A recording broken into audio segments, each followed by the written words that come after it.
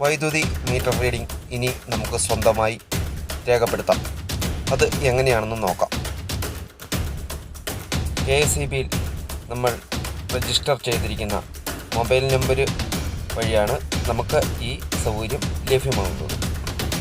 കോവിഡിൻ്റെ രണ്ടാം വരവ് അതിരൂക്ഷമാകുകയും ലോക്ക്ഡൗൺ ആയതിൻ്റെ പശ്ചാത്തലത്തിൽ മീറ്റർ റീഡിംഗ് എടുക്കാൻ സാധിക്കാത്ത സ്ഥലങ്ങളിലും കണ്ടെയ്ൻമെൻറ്റ് സോണുകളിലും മൈക്രോ കണ്ടെയ്ൻമെൻറ്റ് സോണുകളിലും ആണ് നമുക്ക് ഈ സൗകര്യം ലഭ്യമാകുകയുള്ളൂ.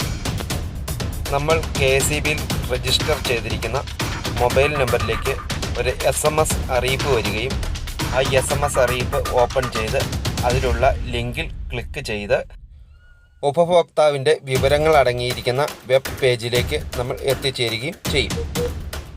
അവിടെ നമ്മൾ മീറ്റർ റീഡിംഗ് രേഖപ്പെടുത്താൻ സാധിക്കും.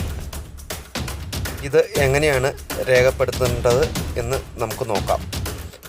വെബ് പേജിൽ നമ്മുടെ പഴയ മീറ്റർ റീഡിംഗ് രേഖപ്പെടുത്തിയതിന് സമീപമുള്ള കോളത്തിലാണ് നമ്മൾ പുതിയ മീറ്റർ റീഡിംഗ് രേഖപ്പെടുത്തേണ്ടത്.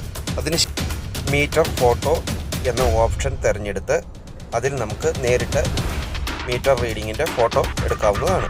അതിനുശേഷം കൺഫേം എന്ന ഓപ്ഷൻ ക്ലിക്ക് ചെയ്ത് സെൽഫ് മീറ്റർ റീഡിംഗ് പൂർത്തിയാക്കാവുന്നതാണ്.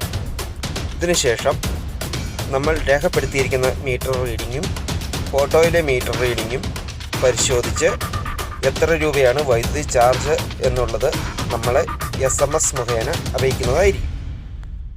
KSEBയിൽ കൃത്യമായി ഫോൺ നമ്പർ രജിസ്റ്റർ ചെയ്തവർക്ക് മാത്രമേ ഈ സേവനം ലഭ്യമാകുകയുള്ളൂ.